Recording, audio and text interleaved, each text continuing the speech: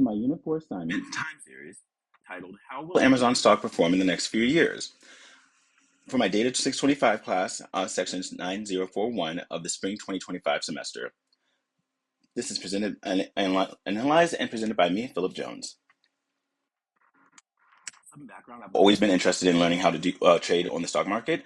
Acknowledging the growth of Amazon, I wanted to use some historical data to try to predict how the stock will perform for the next few years. With that being said, I also learned that this would take a little more of analysis based off of just numbers. So I will be using the price of the stock at the opening and closing of the trading year, the average low and high price of the stock, and the volume of how many units are being traded yearly.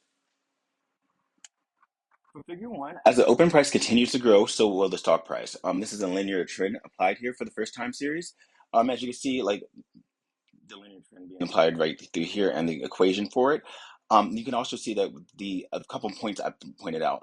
The forecast indicator is actual 2015.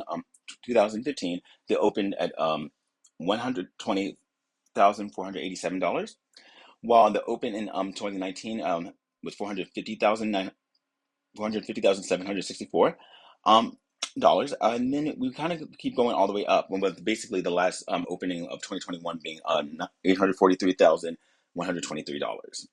The forecast here, which I have high confidence in this estimate, in this forecast, shows that it can go up from 883 up to 945 for 2022, and slowly just rising back up to like 1.5 million over the few years. Yes, 2026. Figure two is actually average numbers of units being traded yearly, and I have a low confidence in this forecast. I wanted to show this because basically the 1998 they started off with 20 million units being traded on average, and then it's gone down 22 years later to 8 million on average being traded. Went back up in 2023 to 9 million, but then kind of went down. I'll say probably 2016 at 7,135,000. All that to say, I do not see that 2014, 2023, and 23, 24, 25, and 26, it will stay at the same exact average volume number for all 4 years. As we've just seen with the data, that has never happened before. So I have very low confidence in this forecast. As another part of my time series, as the close price increases, the stock price will increase. This is a linear trend as the first graph as we see. Again, I wanted to point out the close numbers on 2015 being 120, 491, 450, 876, and all the way up to the estimate showing the 944, 901, and 1.5 million. The figure for this is actually the minimum and maximum of the close price of the open and close prices for the last 10 years.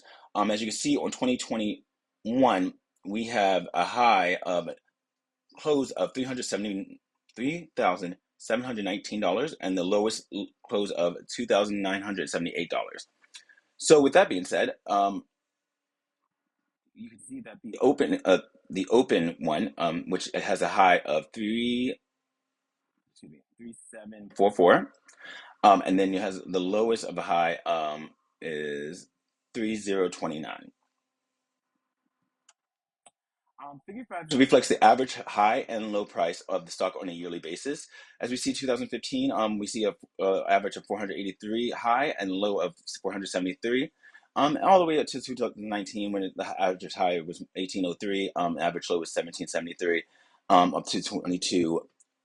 Average being 3123 and then low being 3018 averagely. So what does this all mean? With the numbers of the units being traded going smaller, dwindling, and the forecast, the stock will continue to rise in price, which is great for current stockholders.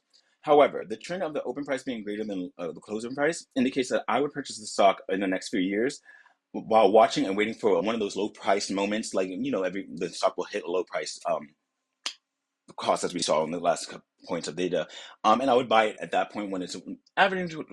It's nowhere near its average of low cost price wise.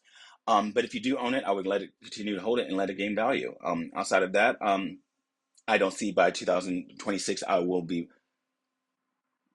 Well, to be fair, I think by 2026, if it's at 1.5 million, I'd be great to buy it, but I'm not sure if I'll be able to afford it at that point. With that being said, thank you so much for your time, and have a great day.